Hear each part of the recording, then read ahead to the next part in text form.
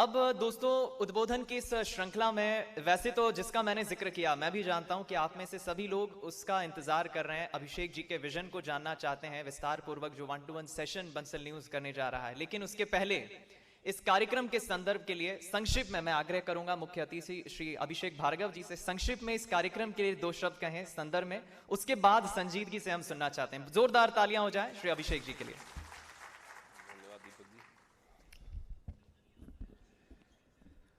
सबसे पहले तो इस रैली विधानसभा क्षेत्र की धरती पर महाराजा अमरदन सिंह जूदेव के इस नगर में मैं समस्त बंसल न्यूज़ की पूरी टीम को, मेरे लिए मीडिया के क्षेत्र में आदर्श के रूप में जिन्हें मैं मानता हूं और जिन्हें सबसे ज़्यादा देखना पसंद करता हूं, क्योंकि उनके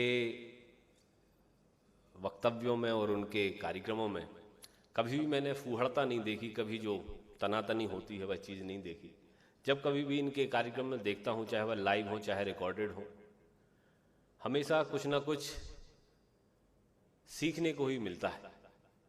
तो मेरे लिए मीडिया के क्षेत्र में एक प्रेरणा के रूप में काम करने वाले आदरणीय शरद जी और उनकी पूरी टीम का मैं रैली विधानसभा क्षेत्र की ओर से हार्दिक स्वागत करता हूं, वंदन करता हूं, अभिनंदन करता हूं।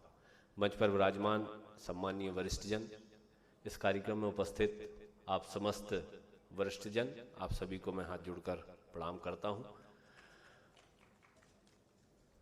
मेरे प्रिय युवा साथियों, बड़ी खुशी की बात है कि आज शरद जी के माध्यम से और बंसल न्यूज़ के माध्यम से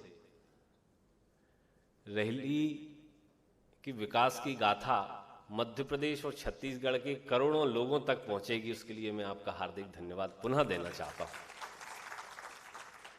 वो कहते हैं ना, जंगल में मोर नाचा किसने देखा, वही कहानी है। हमारे यहाँ क्या क्या सुविधाएं हैं, हम किन चीज़ों में आगे हैं, अन्य विधानसभा क्षेत्रों से ज़्यादा हमने अपने विधानसभा क्षेत्र में क्या चीज़ विकसित की है।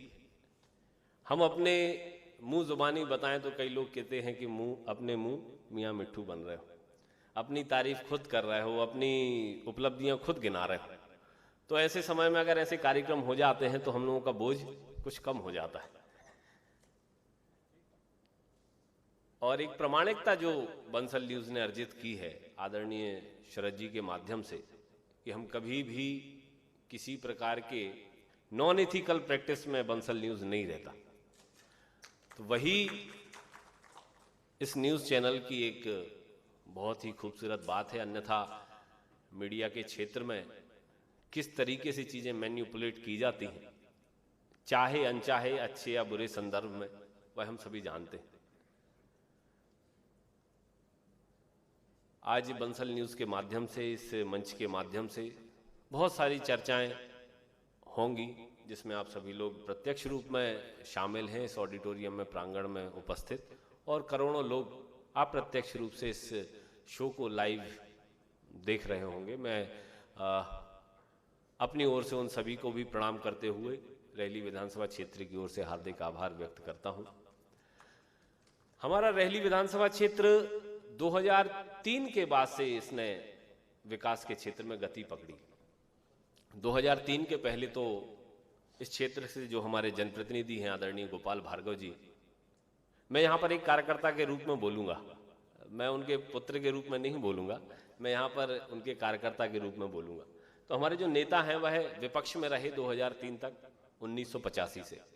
लेकिन 1985 से 2003 तक जो संभव हो सकता था, शासन प्रशासन से लड़ के अड़ के, अपनी बौद्धिक क्षमता के अनुसार, अपनी व्यवहार कुशलता के अनुसार, अपने संपर्कों के माध्यम से उस समय भी हम लोगों ने यहां पर दिलाने का प्रयास किया। विपक्ष में रहते हुए इसी रैली विधानसभा क्षेत्र में इतने बड़े बड़े आंदोलन हुए हैं, जिसमें एक बहुत चर्चित आंदोलन रहा हमारी गौओं को अभ्यारण्य क्षेत्र में चरने की व्यवस्था और उनकी स्वतंत्रता देने का एक बहुत बड़ा आंदोलन हुआ था। लंबे समय पूर्व हमारे यहां पर नौरादेही अभ्यारण्य बना, चूंकि सेंचुरी के नियम अलग होते हैं, वहाँ की बंदिशें अलग होती हैं। तो इन्हीं नियमों के कारण उस अभ्यारण्य के आसपास के सैकड़ों गांव के गरीब किसान,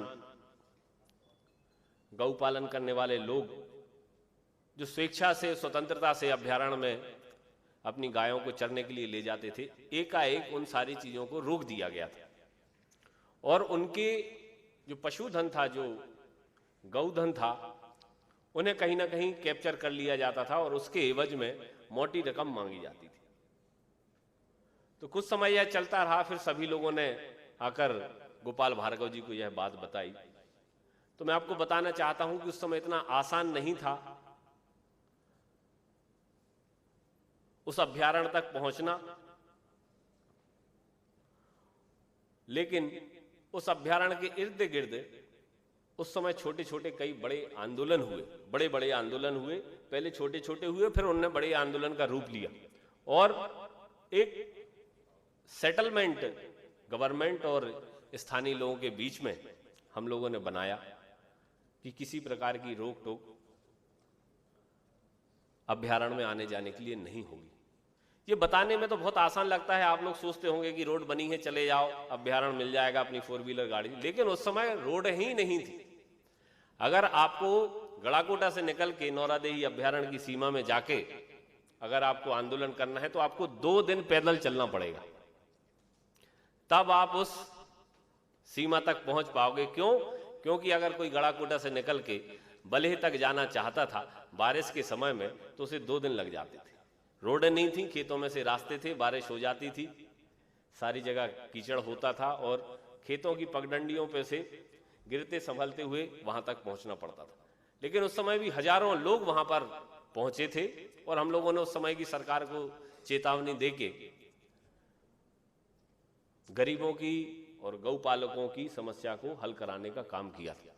तो ये एक छोटा सा उदाहरण है कि हम कितने लंबे समय से, चाहे हम पक्ष में रहे हों चाहे विपक्ष में रहे हों, सोयाबीन, चना इत्यादि के मुआवजे के लिए सबसे पहले जो ओला पाला में हम लोगों को नहीं मिलता था, रेवेन्यू में वह नहीं आता था, रेवेन्यू बुक में, उसको भी मंजूर कराने का काम, उसको भी प्रावधान में लाने का काम भैया गोपाल भार्गव ने किया था। रेहली में आत्मदाह की घोषणा करने के साथ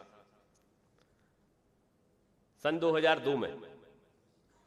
तो ये सारी चीजें हैं और उसके बाद जब हमारी सरकार आई तो यहां पर रेहली विधानसभा क्षेत्र का प्रत्येक व्यक्ति उस विकास से जुड़ा हुआ है और उसका प्रत्यक्ष साक्षी है। जिस तेजी से हमने इन 15-17 सालों में रेहली विधानसभा क्षेत्र का विकास किया, उसके लिए हम अपने आप को गौरवशाली महसूस करते हैं, अपने आप पर गर्व करते हैं। बहुत सारी चीजें ऐसी हैं जो आपको जिला मुख्यालय पर नहीं मिलेंगी, वह आपको गड़ाकोटा मुख्यालय पर, रेहली मुख्यालय पर, हमारे विधानसभा क्षेत्र में प्राप्त हो जाएंगी। अब कुछ काम बचे हुए हैं जो विकास के काम हैं, जैसे हम अभी सबसे ज्यादा फोकस कर रहे हैं लोगों के रोजगार की दिशा में। क्योंकि हमने समग्रता से विकास तो कर लिया, लेकिन रोजगार की दिशा में हम कहीं ना कहीं थोड़ा पिछड़े हैं। जितने साधन संसाधन हमें उपलब्ध हो सकते थे, उन साधन संसाधनों के माध्यम से कुछ संख्या में हमने युवाओं को रोजगार से जोड़ने का काम किया। एक बहुत बड़ा हमने नेटवर्क खड़ा किया था आजीविका मिशन के माध्यम से रेहली विधानसभा क्षेत्र में। महिलाओं का 20,000 से ज्यादा महिलाएं उस आजीविका मिशन के माध्यम से जुड़ी थीं और अपने घर पर रहकर ही, अपने गांव में रहकर ही जीविकोपार्जन कर रही थीं, अपनी आय के स्रोत बढ़ा रही थीं। लेकिन कहीं ना कहीं हम युवाओं के रोजगार के विषय में थोड़ा पीछे रहे। हम अब उस दिशा में प्रयास कर रहे हैं और मैं तो खुले रूप से यह मानता हूं कि आइडिया कहीं भी मिले उसको एडॉप्ट करना चाहिए। सारे आइडिया मेरे दिमाग में आए ये संभव नहीं। यहां 4 अलग अलग तरह के लोग बैठे हैं तो 4 अच्छे आइडिया उन सभी के दिमाग में होंगे। मैं इस कॉन्सेप्ट पर कार्य करता हूं। तो मैं तो खुले रूप से आप सभी लोगों से कहता हूं, इस मंच के माध्यम से कहता हूं कि हम अपने स्थानीय स्तर पर अपने रोजगार को किस प्रकार से विकसित कर सकते हैं, मैं आपके भी सुझाव चाहता हूं, ताकि जल्द से जल्द हम ज्यादा से ज्यादा युवाओं को रोजगार के क्षेत्र में आगे लाकर उनकी परिवार का और उनकी खुद की आर्थिक उन्नति का रास्ता खोल सके। बहुत सारे विषय हैं जिनको आदरणीय जारोलिया जी ने बड़ी चतुरता से सीमित शब्दों में बहुत सारी बात की। डेवलपमेंट के बारे में अगर मैं यहाँ पर बातें करने जाऊँगा तो चूँकि समय की बाध्यता है, और जब हम लोग राजनीतिक क्षेत्र में जाते हैं, जब चुनाव में जाते हैं, लोगों के बीच में जाते हैं, तो शरद जी मैं आपको बताता हूँ, जब हम अपने विकास कार्य गिनाने जाते हैं तो एक गांव के विकास कार्य गिनाने में ही हमें 15 मिनट लग जाते हैं, एक गांव के। और अगर हम पूरी रैली विधानसभा क्षेत्र के विकास कार्य गिनाएं, हमें तो कम से कम 5-6 घंटे चाहिए पड़ते हैं। तो इस सीमित समय के कार्यक्रम में यह सब संभव नहीं है। और आगे जो शरद जी की इच्छा होगी, अब रथ उनके हाथ में है, हम तो उस पर सवार हो चुके हैं इस कार्यक्रम में। अब जिस द्रुत गति से और जिस दिशा में वह अपना रथ ले जाना चाहेंगे, हम सभी सवार के रूप में उसे शिरोधार्य करते हैं। आप सभी लोग यहाँ पर उपस्थित हुए, आदरणीय शरद जी का और पूरी बंसल की टीम का और सम्मानीय अतिथियों का मैं हृदय से बहुत बहुत आभार व्यक्त करता हूँ। आप सभी का हृदय से बहुत बहुत धन्यवाद।